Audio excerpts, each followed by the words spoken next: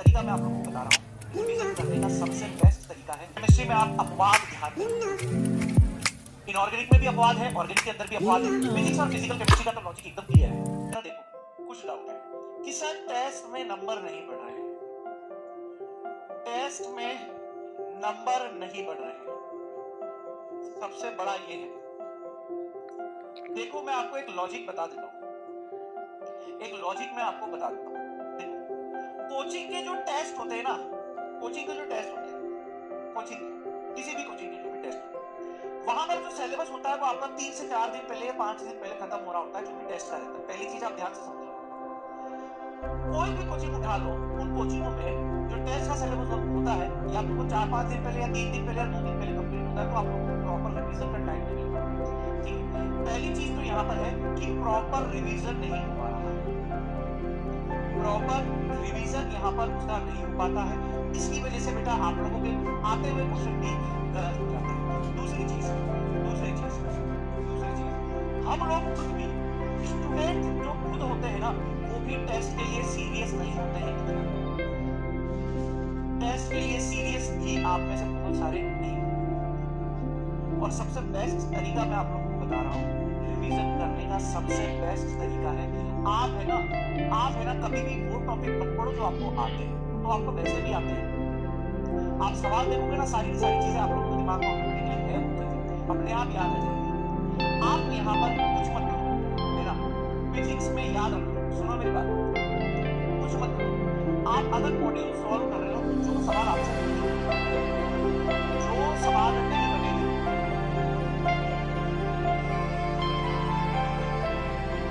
Module और test,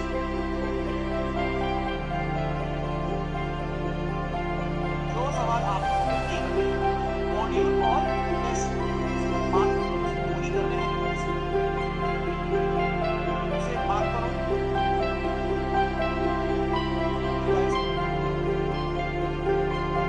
जो सवाल आप लोगों से मॉड्यूल और टेस्ट में नहीं बने, जो सवाल मॉड्यूल और टेस्ट में नहीं बने ना, केवल वही करने हैं, क्योंकि आप फंसोगे उन्हीं सवालों में, बार बार उन्हीं सवालों में फंसोगे और किसी में नहीं फंसोगे। सर केमिस्ट्री में क्या करना है, सर केमिस्ट्री में क्या चीजें ध्यान में रखनी है, सर केमिस्ट्री में आप अपवाद ध्यान में रखो। इनऑर्गेनिक में भी अपवाद है, ऑर्गेनिक के अंदर भी अपवाद है। फिजिक्स और फिजिकल केमिस्ट्री का तो लॉजिक एकदम क्लियर है, फिजिक्स एंड फिजिकल केमिस्ट्री का लॉजिक एकदम क्लियर है, कोई टेंशन ही नहीं है, कोई टेंशन ही नहीं है। अब सर फिजिक्स और फिजिकल केमिस्ट्री में टाइम बहुत लगता है, फिजिक्स और फिजिकल केमिस्ट्री में टाइम बहुत लगता है, उसके पीछे का रीजन है आपकी कैलकुलेशन स्लो है, आपकी कैलकुलेशन स्लो है। आप फॉर्मूले में कभी भी नहीं गलती करते, फॉर्मूले में कभी गलती करते, आपको पता है E बराबर mc स्क्वायर है, V बराबर u प्लस 80 है, S बराबर ut प्लस हाफ 80 स्क्वायर है, ठीक है, या V स्क्वायर बराबर u स्क्वायर प्लस 2, ऐसे फॉर्मूले में कभी गलती नहीं। मोल के फॉर्मूले आपको सभी पता है, थर्मोडायनामिक्स के सभी फॉर्मूले पता है, आइगन के सभी फॉर्मूले पता है, फॉर्मूला आप सबको याद है, फॉर्मूले में गलती करते ही नहीं। गलती करते हो आप मैथमेटिक्स वाले पोर्शन, गणित वाले पोर्शन, कैलकुलेशन की। आपकी केमिस्ट्री फिजिक्स ठीक नहीं है, जिन बच्चों को ये लग रहा है कि हमारी केमिस्ट्री फिजिक्स ठीक है, ना ना ना ना ना, आपकी केमिस्ट्री फिजिक्स बहुत अच्छी है दोस्त, आपको सब पता है। द पॉइंट इज आपको उस फॉर्मूले को अप्लाई करना नहीं आता, एप्लीकेशन वाला पार्ट आपको करना, कैलकुलेशन वाला पार्ट आपको करना। अब जब मैं ये T3.2 में क्लास देता हूँ तो मैं कैलकुलेशन से कर देता हूँ, मुझे पेपर नहीं देना है, मुझे प्रैक्टिस की आवश्यकता नहीं है, मैं बिना कैलकुलेटर नहीं कर सकता हूँ। हाँ टाइम ज़्यादा लगेगा, मुझे टाइम को लेना देना नहीं, लेकिन आपको है, इनको एक्यूरेट आंसर लाना पड़ता है, इस वजह से मैं यूज करता हूँ।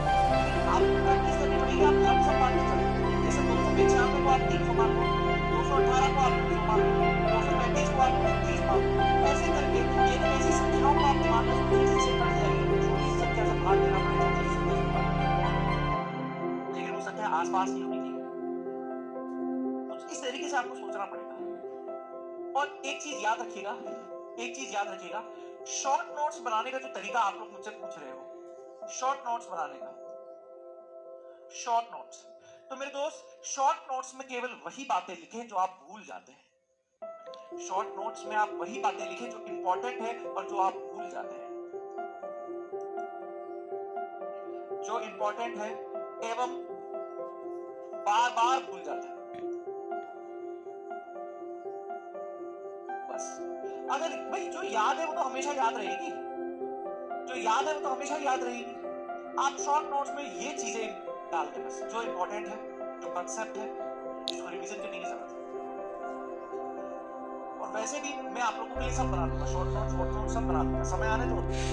अभी अगर मैं डायरेक्ट ही शॉर्ट नोट्स पर उतर आऊंगा तो कोई पढ़ेगा नहीं ये लॉन्ग कंसेप्ट, और जब तक लॉन्ग कंसेप्ट पढ़ोगे नहीं ना तब तक चीज समझ में नहीं आएगी गहराई से।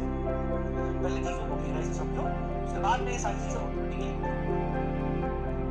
उम्मीद करूंगा कि ये वाला आप लोगों का डाउट अब क्लियर हो गया। टेस्ट में नंबर नहीं बना है उसके पीछे ये दो रीजन है मेरा।